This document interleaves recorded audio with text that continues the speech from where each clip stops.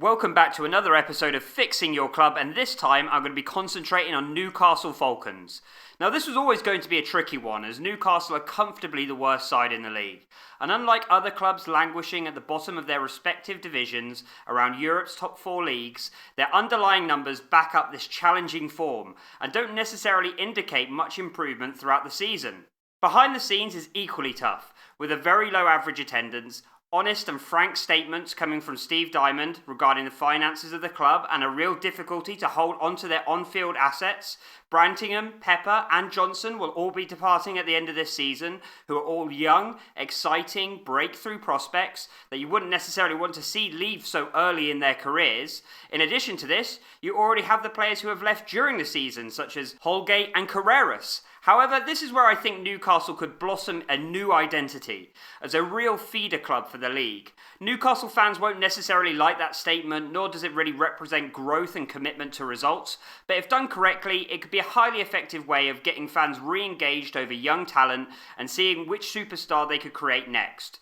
We've seen this before, being highly effective in other sports such as football, but the difficulty in translation for rugby is the lack of transfer fees, an incentive to produce and then sell talent. However, players can be bought out of contracts, and consultation fees can generate a little extra revenue dependent on the size of the talent and the agreements that they have in place. But I can't imagine that Diamond's financial team around him aren't tidying up a bunch as we speak and revaluing as much as they can do to understand where they truly sit.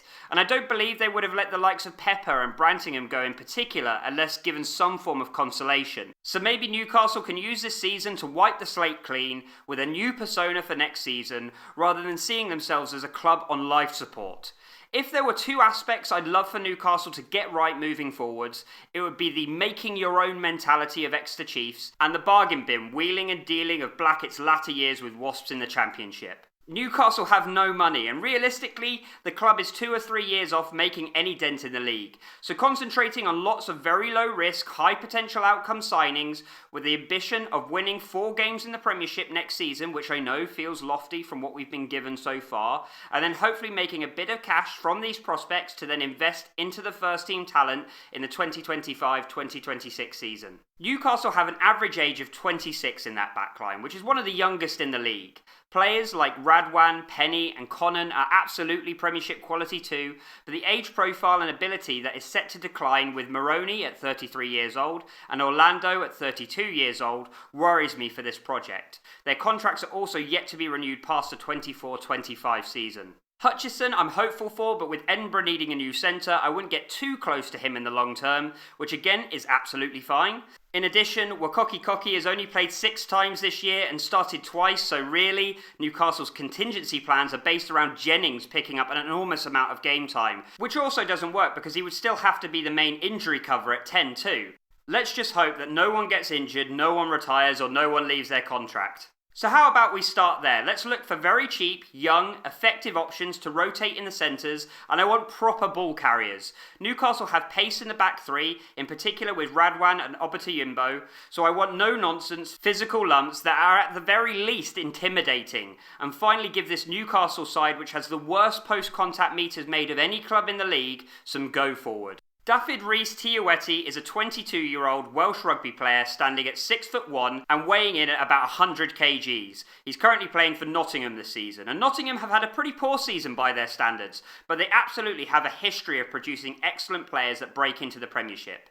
Daff Reece is having a great year in that side too, starting all 3 of their Premiership Cup games, scoring a try along the way, and being one of the consistent highlights throughout a really difficult season. Although he's played the majority of his rugby at inside centre, he has also put in a bunch of performances at outside centre too. He's aggressive in the carry, he's a tough tackler, and he's got a clean pair of heels too. I also like that he's got a bit of a mature match intelligence about him, as he doesn't have the mistakes in him that you would typically see from a 22-year-old. If I were a Welsh region, he'd be towards the top of my shopping list, especially if I were Scarlets who are hunting for additions into that ageing gaggle of centres. And that's exactly why Newcastle should get in there first. Get him in as a rotation option, give him as many minutes as you possibly can to put him in the shop window, sign him up on a 2 or 3 year deal, and hope that a Welsh region come calling with their purse ajar. At outside centre, I would be seriously looking at getting Joe Bedlow in, as he feels like a very Newcastle signing. You may have already seen him run out with Sale Sharks for his debut against Newcastle not so long back, but he was released to Doncaster, who he had already spent various loans at, after not really getting the game time he needed with a difficult to displace crop of players above him in the pecking order. Now technically he's still on Sale Sharks' books, but if you were to waft the idea of regular first team rugby in front of him, that might persuade him to look at pastures slightly further north. Joe Bedlow is 21 years old, he's 6'2", and again around 100 kgs, and a really silky player.